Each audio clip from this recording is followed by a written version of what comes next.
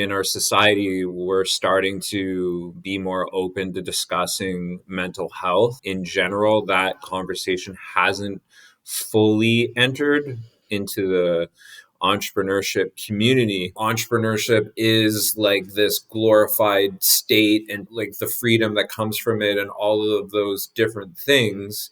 The over glorification hasn't really found its balance in the center. And this is kind of where the mental health aspect comes into play, is that there isn't a lot of dialogue around what goes into becoming an entrepreneur. It really just focuses on the success aspect of entrepreneurship and doesn't really look at how an entrepreneur has to go through various trials and tribulations to get to that place of success.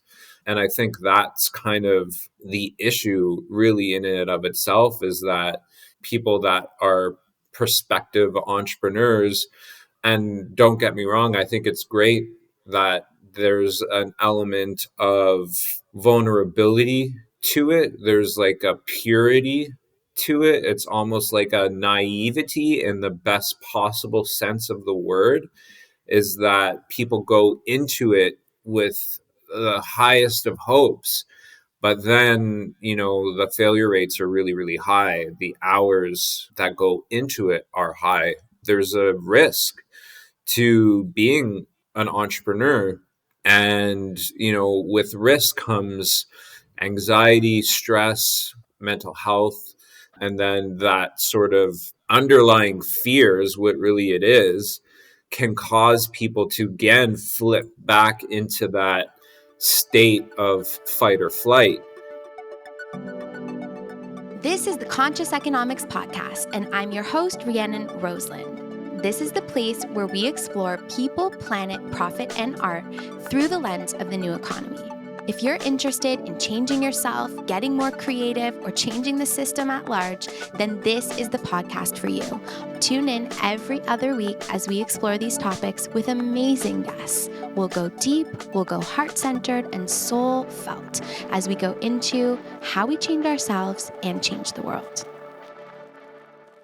Hello, everybody, and welcome to the podcast, or welcome back. I'm so glad you're here. It's me, your host, Rhiannon Rosalind, and today we have an amazing guest. It's actually my co-founder of the Global Institute for Conscious Economics. He's also my husband, and many of you know him as Dr. Jeffrey Overall. Those of you that are coming out to some of the events more locally here will have perhaps seen Jeff hosting at our Sun Club platform, which is our masculine container platform to the Lunar Club. And he's just an amazing all-around fabulous person who has so much to say about the conscious economy. So just to kind of back it up a little, Jeff is a professor of conscious economics and entrepreneurship. He's also the president and co-founder of, like I mentioned, the Global Institute for Conscious Economics. And he has such an interesting experience and background, both in industry, in entrepreneurship, in academia. He has 25 years of experience working directly with entrepreneurs within startups, incubators, and SMEs across various sectors. And he's also co-founded 2 international social enterprises, one of which provided impoverished children in rural Nepal with education subsidies, Nepal being a place that he loves so much. And I got to go and travel there for my first time with him, and it was such a beautiful experience. So he, for 8 years, was the value chain manager for a startup within the automotive industry, and this is where he really learned, supply chain and manufacturing, and did a lot of work in Far East Asia. He was also responsible for marketing and grew this startup into an SME by gaining important accounts in Asia, North America, and Europe. He's consulted on various research projects, including the one that we did, Heartwork, Advancing Women in Leadership through Conscious Economics. And so he is an absolute expert in the link between consciousness, better business performance, productivity, sustainability, financial performance. And he himself is an avid seeker, and he shares some of his own practice and all of the incredible incredible things that he does to expand his own personal consciousness. This is a treat hearing from him, even though I get to live with him and speak to him every day. This was a really special opportunity to talk with him and hear more about his incredible mind and the way that he puts things together. So I hope you enjoy this incredible, I've said incredible many, many times, this amazing episode with Dr. Jeffrey Overall.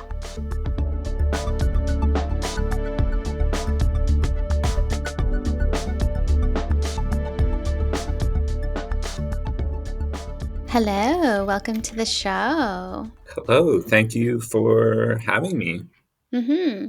I'm excited to have this conversation with you, and I'm excited for everyone who listens to the show to get to know you a little bit more deeply, because you're such an important part of this whole movement as the co-founder of it all. So yeah, it's really exciting just to be able to hear from you today and speak to you, and just to kind of anchor you in this format of this show. It's all about bringing on new economy and conscious economy leaders. And as you are, a founder of this movement, it feels really, really special to be able to have you come on and share a little bit about where all of this was born in you. And so I guess the first place I'd love to start is really for you to take us back to where your true love and passion for entrepreneurship and for the journey of the entrepreneur was really born in you. I'm super excited to do this with you. So I just want to preface with that. And to answer your question, like when I was coming up in, primary school, elementary school, and even as a teenager, young adult, entrepreneurship really wasn't publicized. Like I don't even really know when I even first received that word or really understood it. It might have even just been in university. So it was really something that wasn't presented to me too much as a child. It wasn't even an option. It was like the education system at that time felt very much like it was still kind of wedded to work for somebody else as opposed to working for yourself. So I think my first real exposure to entrepreneurship as like a career option that opened my eyes to it a little bit was I had an uncle who was like a very gregarious, big presence sort of a man. He started his own business. He literally started out, knocking on doors, selling vacuum cleaners. And then he started his own vacuum business in the States, and he had several stores. And he was just he was driving around in a Cadillac at that particular point in time. And he was just very generous, lived in a big house on the ocean. So it just gave me that sort of perspective of you sustain yourself and you don't really rely on anybody else. And I think really the biggest exposure as like a youth and adolescent teenager, it might sound a bit strange, was that I was exposed to entrepreneurship through hip hop music. I started listening to hip hop music at like 12 and 13. And it was like a lot of dialogue around like street entrepreneurship or like black market entrepreneurship. And it was also like kind of exposure to it through art. It was like the artist was the entrepreneur, and it was like, these performers or these artists started out as street entrepreneurs or black market entrepreneurs, and then even became like record label entrepreneurs. And it was just always presented in a way that, the sky was kind of like the limit. And then I started to work with entrepreneurs in my mid teens. And then, I guess as part of that hip hop culture is that, some of my friends were those, street entrepreneurs.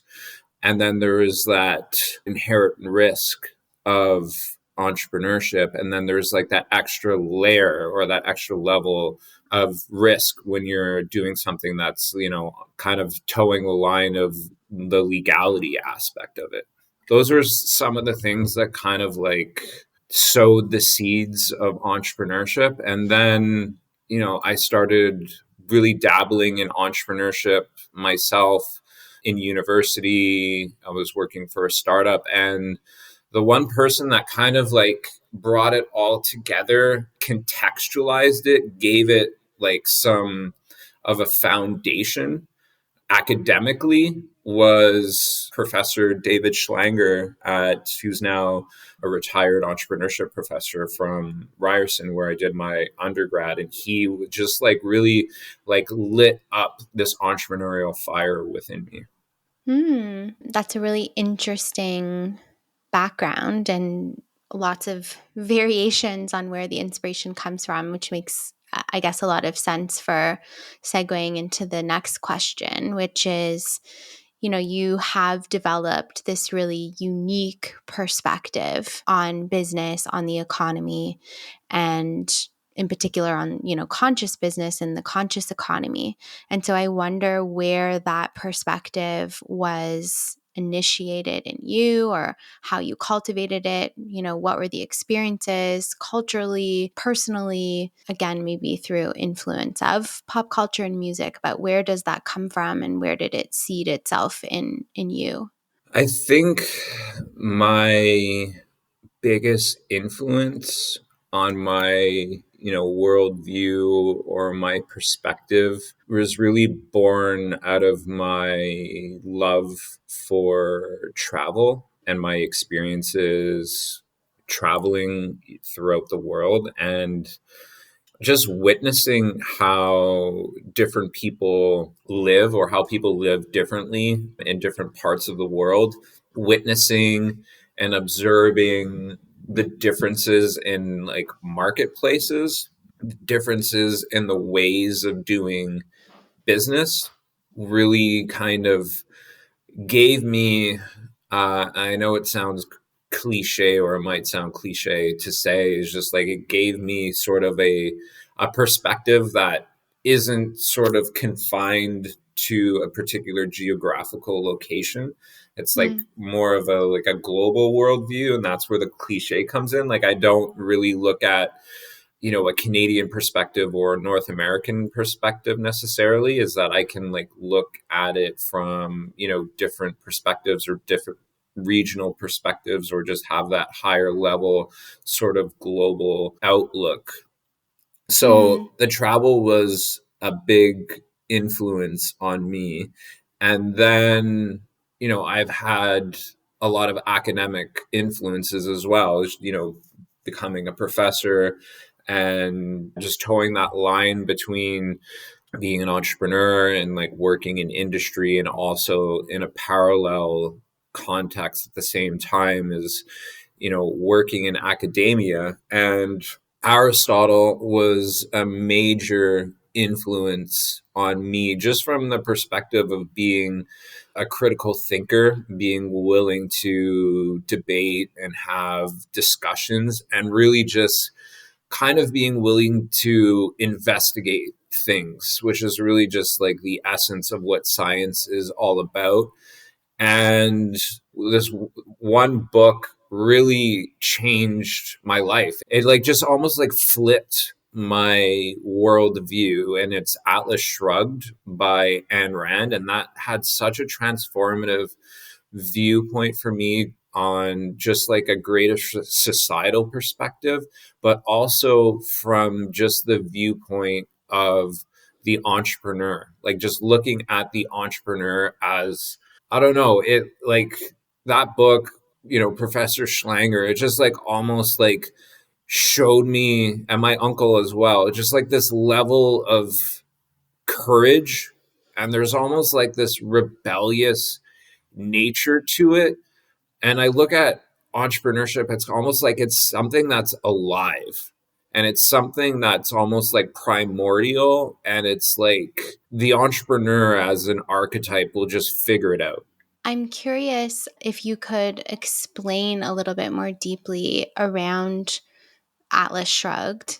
again, and I think the perspective there of what you've taken out of it, and the reason why is because I feel as though, and again, like what's interesting about you and I is, I met you in the business school, and me being a humanities and liberal arts student at the time, there's all this preconceived notion around what happens in the business school, what happens in the humanities or the arts faculty. And like, I just want to debunk some of this idea that like Ayn Rand and some of that philosophy is somehow only for a certain kind of thinker or certain mind. Like, could you open that up a little bit for us?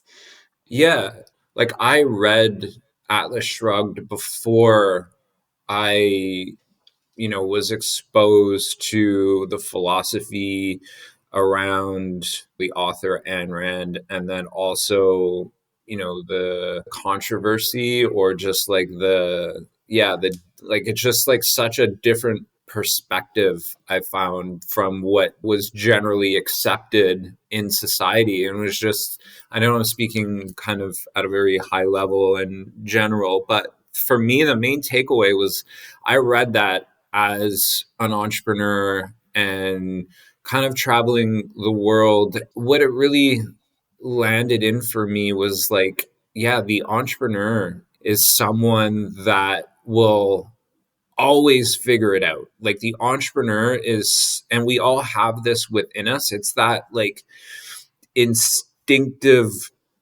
desire to thrive and to be resilient. It's just that like zest for life. It's that like desire to be and grow and expand the self, the consciousness Mm, of the self, the abilities of the self. And what was articulated so well in the book is just that there was a lot of confinement of the spirit of the human, and there mm, was a lot of barriers or sort of energies that were keeping it down, like almost suppressing the essence of humanness. And it was just like the way the story was told was just like the stepping forward and stepping through a lot of those barriers that where people were allowing themselves to take on, or that were put there societally through expectations. But it was just kind of,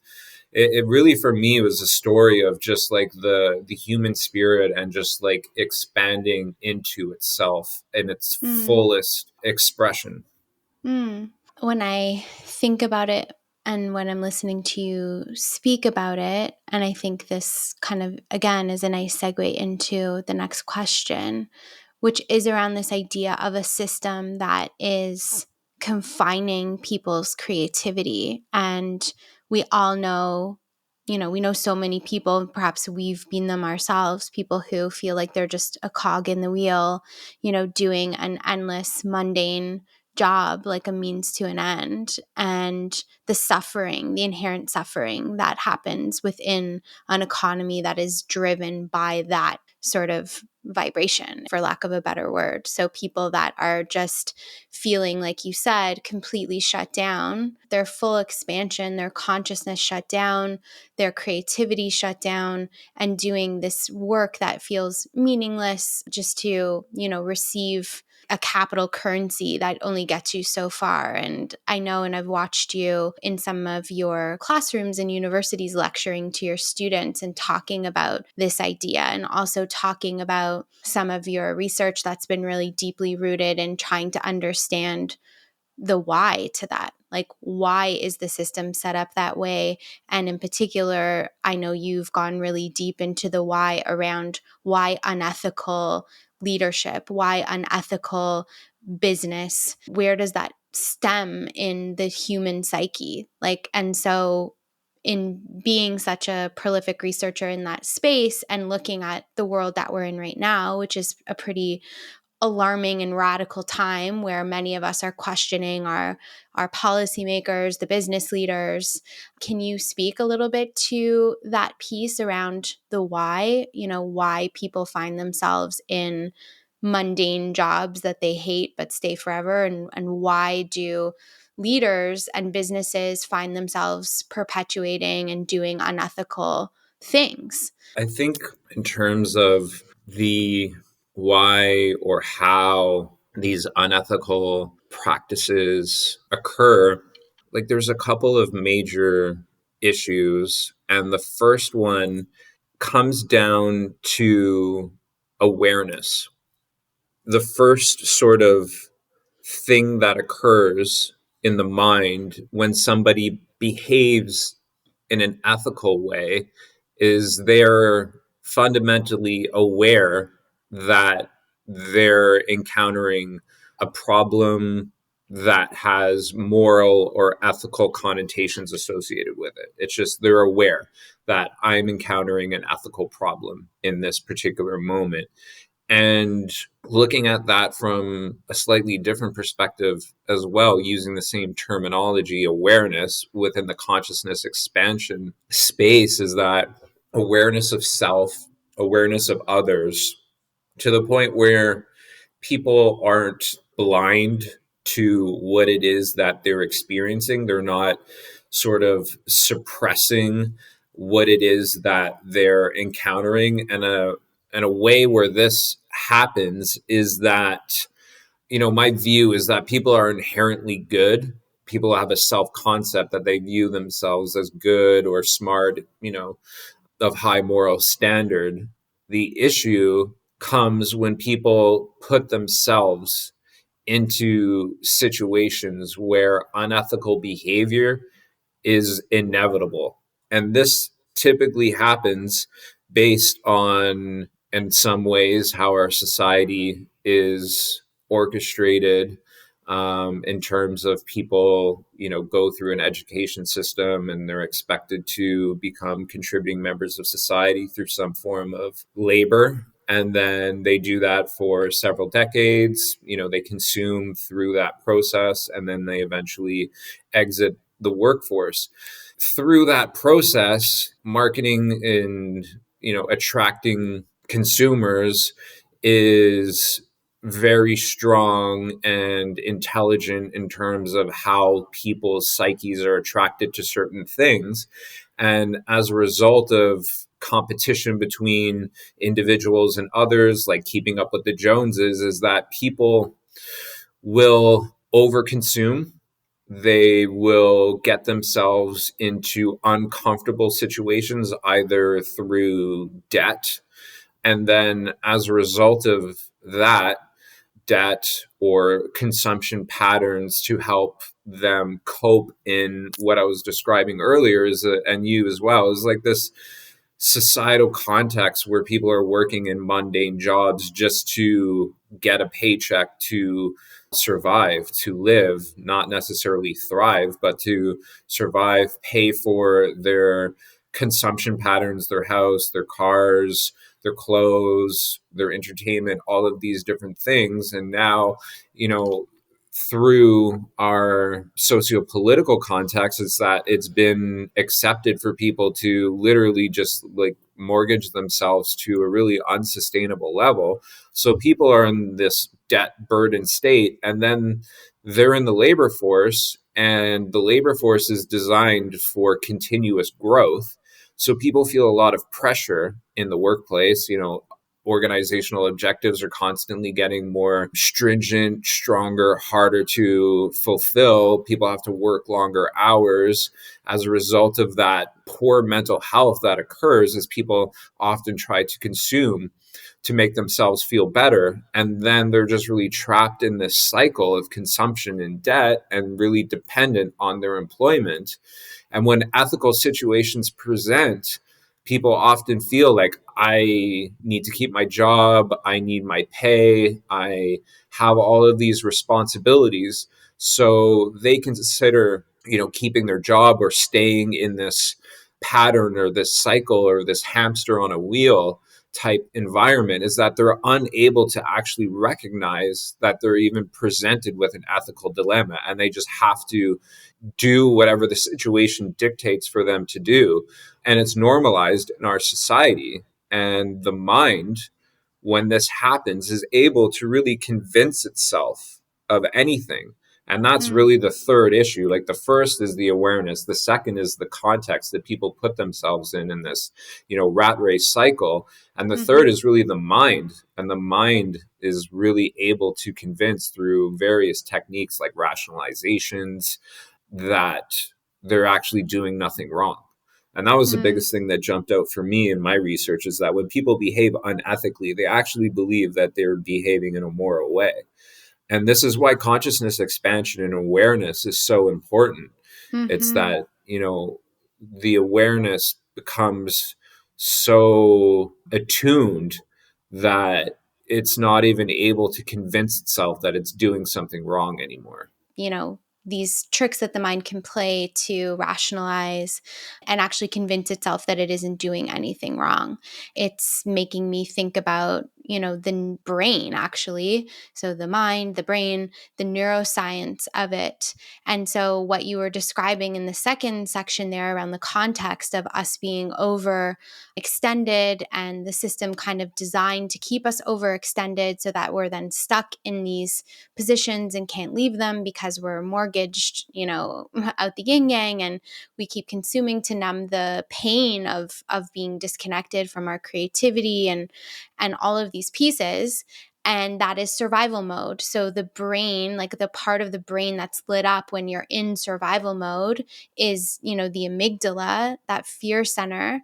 And when we are going to a higher level of consciousness where we can actually start to make moral judgment and ethical judgment, that's the prefrontal cortex. So it would be really interesting to even do like brain scans on folks that are making these unethical decisions. Like, are they actually operating out of survival mode? Hence, they can't actually come to this place of understanding the higher moral sort of ground to what they're doing. Like, I don't know. That's a interesting thesis, but I'm not sure what you think about that. Yeah, I mean, that's exactly what it is that people in that environment or in that context, is that if they're perceiving that their job is on the line, then they're in survival mode, and their mind is Mm-hmm. operating in the same way as that if they're being chased by a tiger. And it's just like a heightened state of anxiety. 100%. And like these things don't have to be like big egregious examples. Like I know you have some examples that you point to about like letting a, recall on a car vehicle go undetected and it literally resulting in ending certain people's lives. But there's also the micro things that are happening on the day-to-day basis. When we did the research around our Heartwork project in speaking to diverse women across Canada, the instances of racism and the instances, like all these little tiny micro things adding up, but people feeling like they can't speak out because their job is on the line and they're too overextended to lose that job. And so it really does come down to this. Again, it's a reverse play of the term conscious economics, because there's the unconscious economics that perpetuate the current system, the unconsciousness, the survival mode, and then there's the consciousness piece. And once you have cultivated that consciousness and you recognize and realize what this is, you, by just the mere fact of attaining that level of consciousness, can't perpetuate it any further. Like you just cannot, because you see the larger picture of what it is. And so I think that's an interesting, place where our work intersects, you and I, and then us co-founding this movement of conscious economics, of trying to really help people break out of this pattern, because this is exactly what we're stuck in currently right now. This podcast is brought to you by Mindfulness and Money. Mindfulness and Money is our new annual membership program designed to meet you where you are at and thoughtfully help you heal your issues with money. Join Asil Albaba, our in-house financial therapist, and myself, Rhiannon Rosalind, as we help you uncover all the deep-seated blocks that are preventing you from living your most authentic, powerful expression with money and out in the world. So if you're interested in joining, you can go ahead to consciouseconomics.ca and click on Mindfulness and Money to find out how to sign up. There's also a free trial option for those of you that want to dip your toe in before making a commitment for the year. The program is designed to be a democratized access for financial coaching and financial therapy. We have some very accessible pricing for you with options within as well, so that you can make your own conscious decision what you are able to afford as you start this healing journey. We hope to see you there.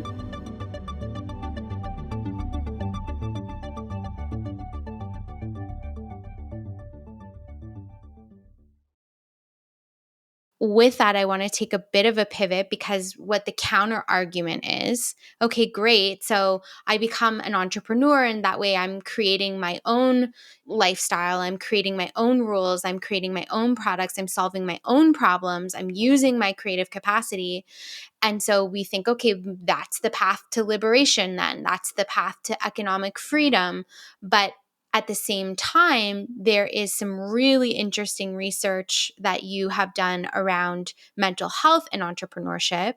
And so my question is, based on that research and the mental health outcomes that entrepreneurs are experiencing, is it any better? Or are they imprisoning themselves with their own mind, as opposed to, the collective unconscious mind in like the corporate setting? What I'm hearing is around sort of like the glorification of the entrepreneur, kind of as like a path to liberation. And then, I mean, in our society, we're starting to be more open to discussing mental health in general. That conversation hasn't fully entered, and I'm speaking generally, there are exceptions, into the entrepreneurship community. But I kind of look at it in the way that I answered your first question around, I didn't even know what entrepreneurship was growing up.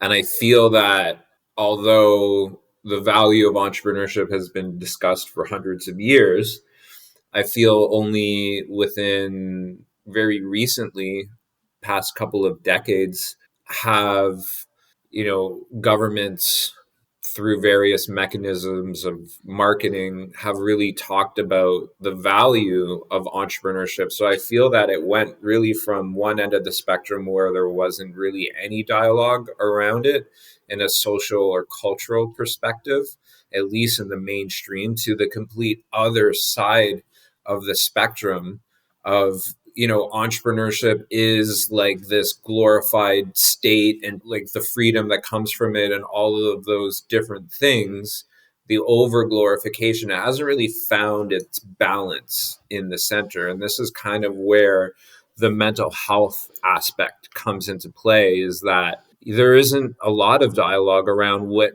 goes into becoming an entrepreneur. It really just focuses on the success aspect of entrepreneurship and doesn't really look at how an entrepreneur has to go through various trials and tribulations to get to that place of success.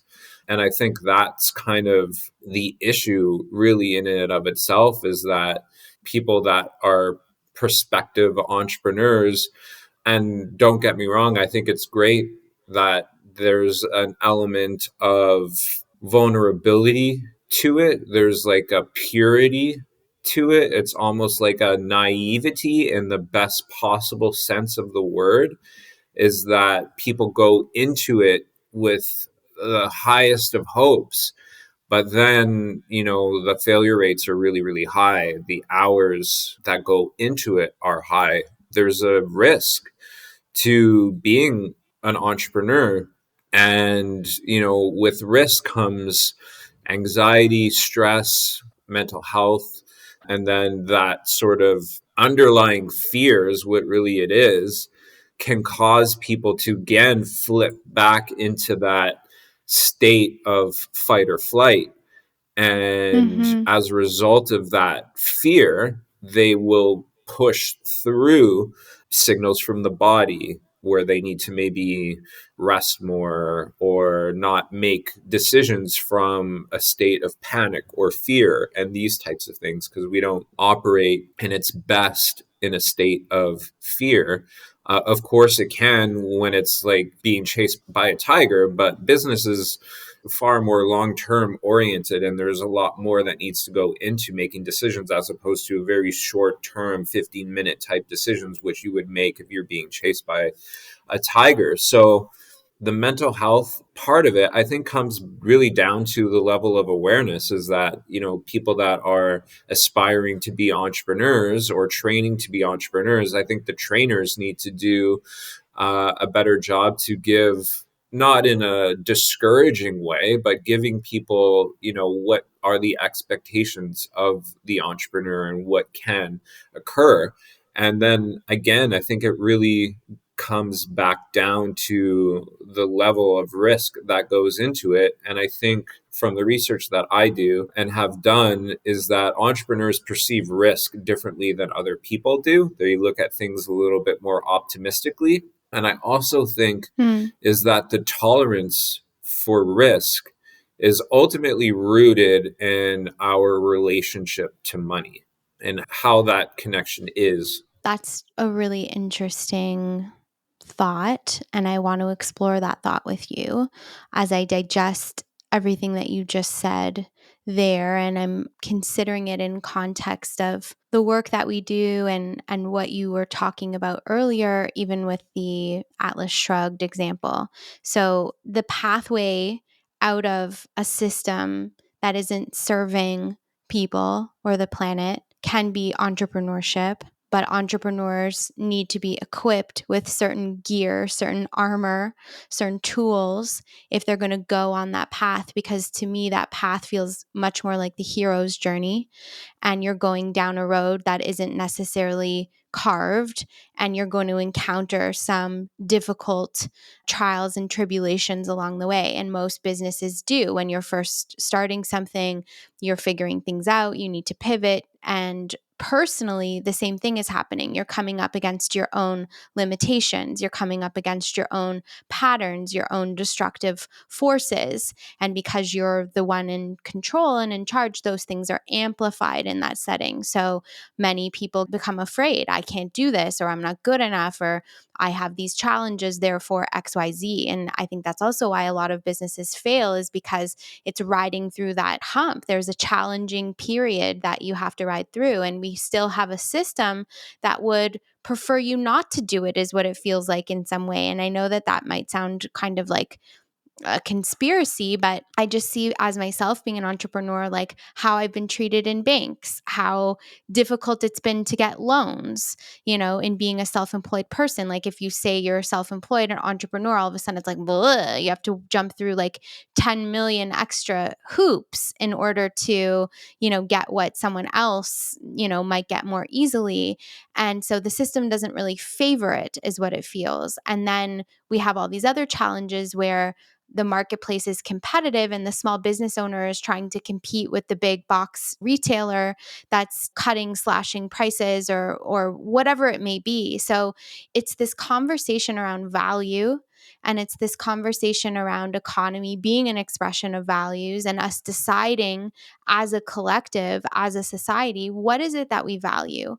And if we can start to walk down that new road, how can we do so with open eyes and open hearts? And this correlation that you put between money and risk and entrepreneurship, I'm very curious to hear what you have to say about that. I reflect on my own experience, and I know that I have a high tolerance to risk, and I have a high tolerance to financial risk. So I definitely classify myself in the category. I would say that that high tolerance for risk comes from lots of trauma and lots of exposure to trauma and lots of exposure to chaos, that my system has become more tolerant of it because it was normalized to me. But I'd love to hear your philosophy. So your philosophy on the collective, and then if you could, your own personal psychology to money and where you fit on the spectrum would be amazing. Yeah, I think in terms of that part around what I was saying with the entrepreneur and that level of risk tolerance being tied to money, I think if an entrepreneur has a larger appetite for risk, I think that they might look at money as something that flows to them more easily. It's something where there isn't necessarily a level of security attached to it. So when people are, more risk averse, or they're not really willing to tolerate risk or engage in entrepreneurship because of the level of fear and security that's attached to money, is problematic for them to take on that particular risk. And I think that societally, I feel that our society operates generally from a place of fear in terms of willing to take risks. This is just my observation, my anecdotal perspective of society as a whole, is that I think that there is like a very strong element of fear that dictates our behaviors in society, and in particular around money. And using your example as some evidence of the entrepreneur that attempts to go to the bank to get a business loan or even a mortgage, is that they're not looked upon as a worthy borrower and compared to somebody that works for a company, and underlying that is the fear of them defaulting. So for me personally, my relationship in money, I feel, is very strongly rooted in my exposure to my grandmother, who died last year at 104 years old. She lived through the Great Depression, and I would hear stories around poverty, lack, and really just a survival type relationship that existed around money. So all four of my grandparents lived through the Great Depression in Canada, North America, and that ancestrally fed through my parents and ultimately to me. So I had that indirect connection, and I also had the direct connection because I had a very close relationship with my 104-year-old grandmother. She lived with me when I was, under the age of 10. So for me, the relationship around money was very much around like safety, security. There was safety and security that came from money. There was also a limited mindset around it. And this also came through in my education, taking economics courses in my undergrad around limited resources, and everyone, including companies, have limited resources as opposed to unlimited resources. I've since have been actively trying to shift my perspective around that. There's an other sort of aspect around money, is that there's like an enduring, and this also comes through our societies, that like culturally you have to like work hard for your money, and that there's also an aspect is that if it's easy, or if it comes easy, or if there's too much of it coming in too fast, there's an aspect of I'm going to be in trouble.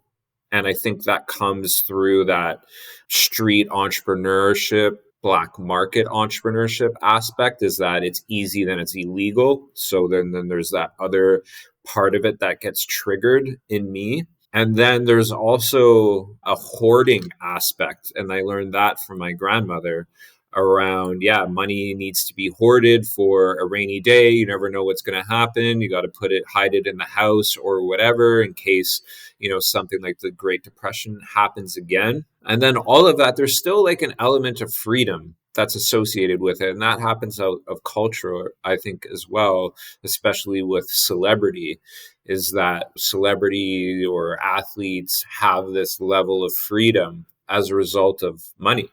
It's interesting, like all the things that you're sharing are, common narratives and stories that become embedded in the mind based on upbringing. And, they're not uncommon, the things that you shared. It's just really interesting because one of the things that I think we both fundamentally believe in or want to do is be a part of constructing a new ideology around economy and business and money, and to really flip the switch from this scarcity mindset to this abundant mindset. And it sounds so like trivial to say it that way, like, oh, like just flip a switch. But it really is around programming and like what we have been consuming our whole lives, and the stories we've been told, and the limitations that we have been told. And I found myself waking up from a dream this morning. And one of the first thoughts that entered my head when I woke, and this isn't a new thought, but it's something that just floated in this morning again. And it was like, we're the only species that has to pay to live on this planet. And it makes no sense because it's a construct created by us.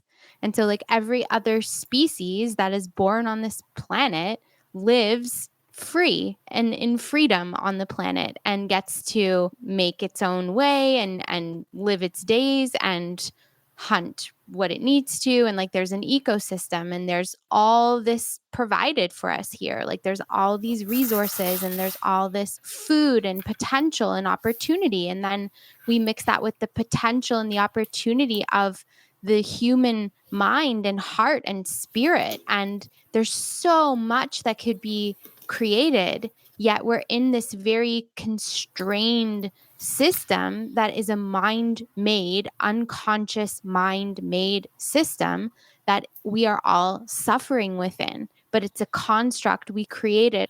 That was the first thought that entered my brain when I woke up beside you this morning. So, anyway, I got, maybe that's a, digression. I don't know. But I think that that brings me to this next thing that I want to discuss with you, because you're my husband and you're my business partner and you're the person that I am building this mission. Like I'm on a soul mission here to be a part of this change that's happening on the planet. And I deeply believe that that's what we're in, is this really revolutionary moment on the planet. So shifting kind of to us in a partnership, we have a lot in common, but we're also different in the way that we approach things as well.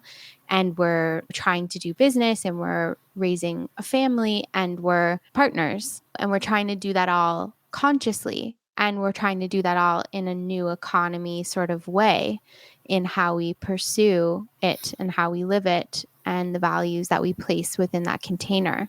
So do you want to speak a little bit to your own experience, challenges, things that you have learned in being in a container like this with me and trying to do all these different things within this context of this relationship? Yeah, for me, I think what I've learned through our 6+ years together, and right around now, I think it's 5 years since we founded the Institute. And I think the biggest takeaway that I have, which could be of service to others, is patience.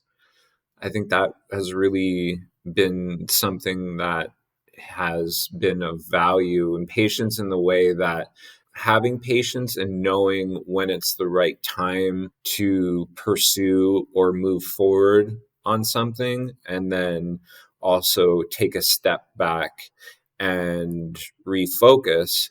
And I think that for people that are in a relationship, a romantic partnership, and then looking to add an additional aspect to that dynamic in starting a business or working together, I think that patience is important. And sometimes, if all of those aspects get brought into the environment at the same time, I think there's a lot of challenges that can arise through that process. And in terms of us, I think it was really valuable for us to spend a lot of time at the beginning of our relationship and throughout, but we spent a lot of time in the beginning of our relationship really trying to get a good sense of how do we align? How do we fit together? Where do our challenges, that we've come into the relationship with, what are those sort of wounding or traumas or sort of core issues that we've lived through our life and up into the relationship, so we know what we're kind of bringing into the relationship, and really spending that time at the beginning, throughout, and then also more recently we've been augmenting that time on our relationship and really making a very solid foundation together so that we can build a harmonious romantic familial connection, and then building a business or adding those dynamics on top of a very firm foundation. And I think that if too much is brought in at the same time, that foundation might not be there to build solidly upon. And I think the other thing that's really an important lesson or a takeaway is that we both are committed, and I really do feel that we're equally committed to doing our individual work, our individual sort of healing, our spiritual development, our consciousness expansion. And I can throw an anecdotal observation out into the space, and I don't know if other people have that sort of, both people are equally committed at the same level. It's just like I look at it at us, and it's just like not one of us is more committed than the other. It really just feels like we know that we are passionate about doing this for ourselves, and then coming together in union and putting that time and effort into healing individually, and then growing within that relationship together. I agree with that, like wholeheartedly. I do think it's interesting that the commitment that we both share to ourselves and our own healing, for lack of a better word, or evolution, is also Mhm. deeply linked to the work that we want to do externally in the world. So, like, we are so committed and we personally benefit from that commitment. But without that commitment, we wouldn't be able to be in alignment going out and talking about conscious economics, because there wouldn't be the consciousness aspect, which is so vital to it.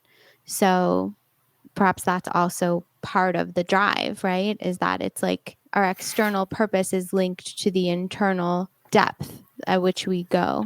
Yeah, I totally agree. Well, it's an interesting ride. I'm glad to be on it with you.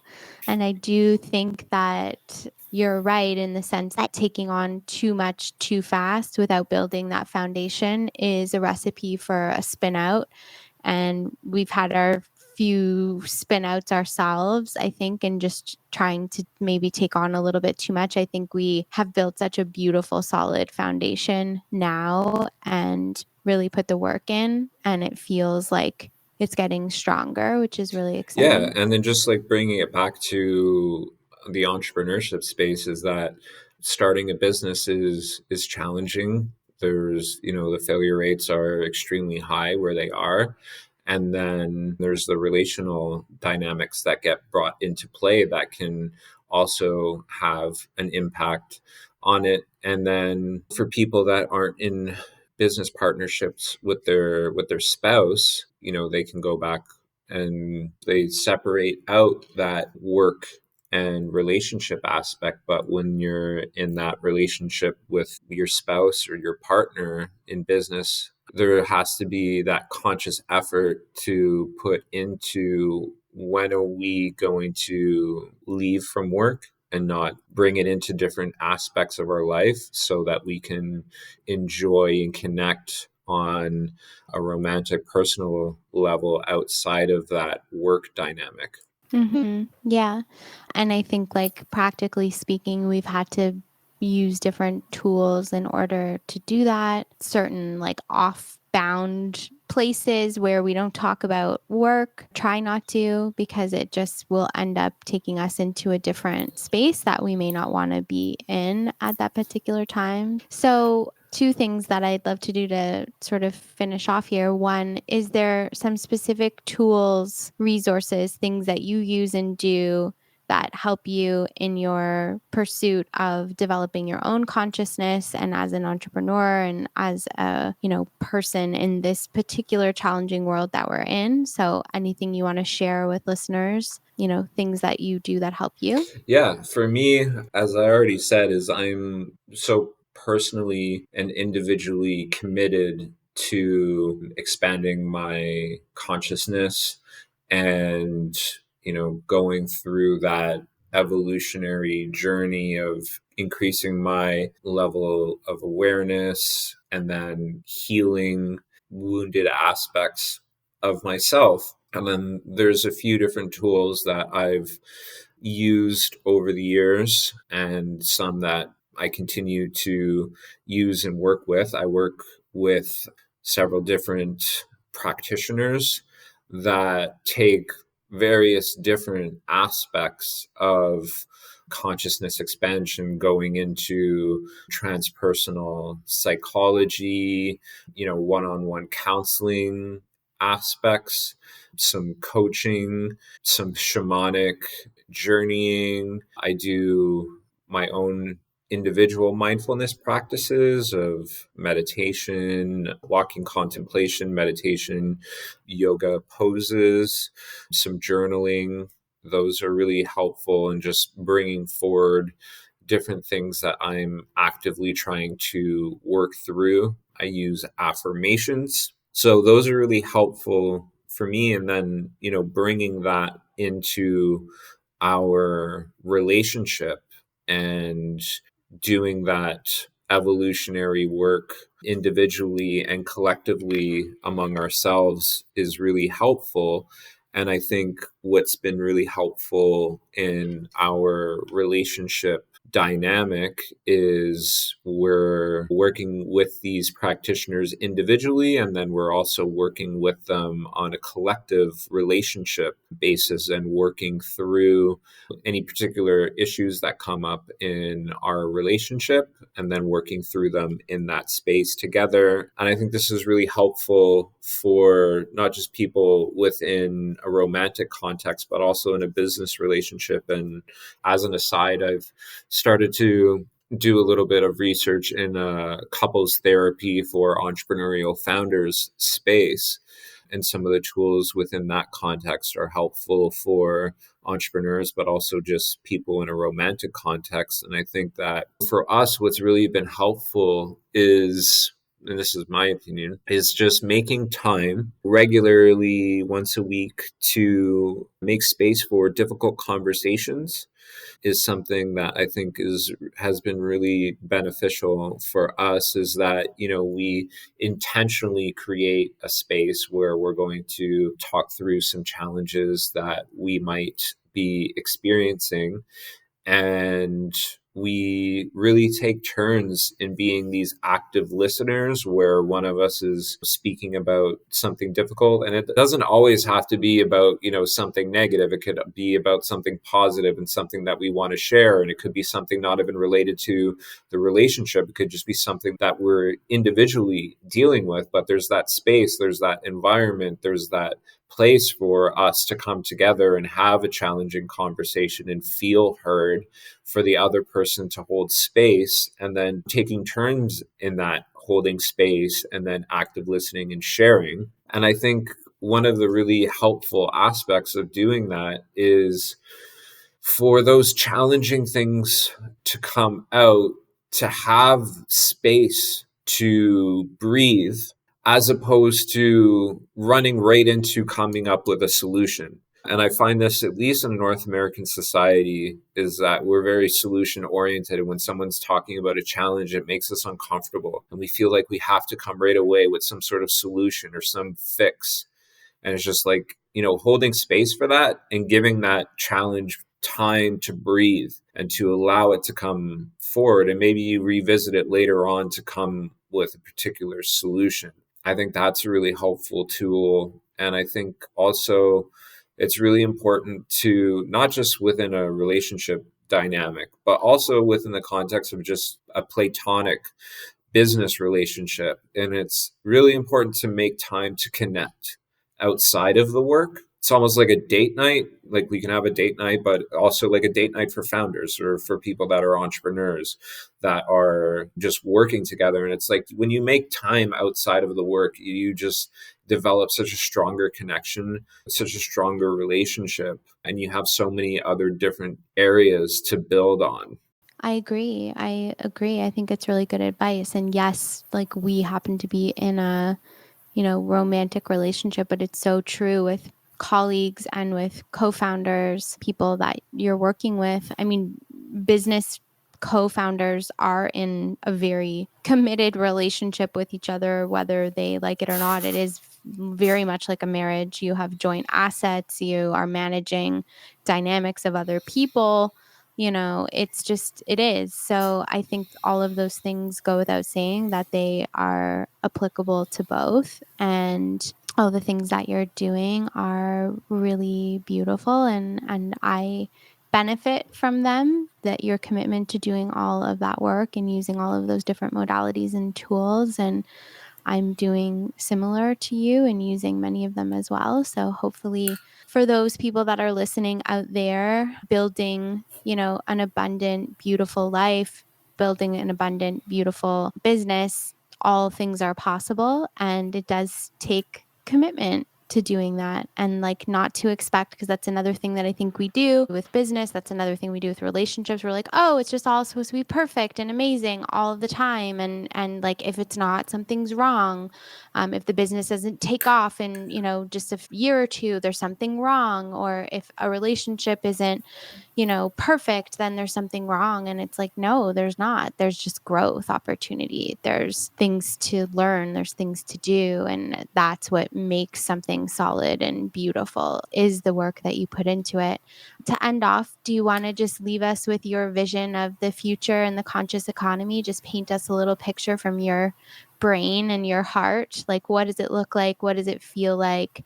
What can we sink into and imagine? I like the idea of, what do I imagine on that? And imagine a song by John Lennon really kind of resonates for me on that question. And I really see a major shift in humanity at the human level, and that it will expand out to societal and the economic perspective as well. But I see a major shift in humanity toward consciousness expansion, to greater awareness, enlightenment, you can call it. I see us evolving towards this golden age of us healing individually, collectively, as a society, and through that, the vibrational frequency of the individual as well as the planet expanding and growing. And that just reflects in our economy. And going back to the research that I do in business ethics, there's a couple of real pioneers in psychology in the 20th century, Abraham Maslow and Lawrence Kohlberg, and they both independently suggested it's that our society or our individuals or our businesses will become more ethical and sustainable and moral through the conscious evolution, the pathway to enlightenment of the human themselves and then collectively as a society. And I feel and believe that we're well down that path, and we're collectively awakening at such a expansive level, I think more so than any other time in our recent history. Thank you for that. That's beautiful. I'm down for that world. I want to live there with you and be a part of that. So with that, we'll end it here. Where can people find you if they want to connect? Where's the best place? They can connect with me at drjeffreyoverall.com or at Dr. Jeffrey Overall on social media, Instagram, TikTok, as well as LinkedIn. Amazing. Thank you very much.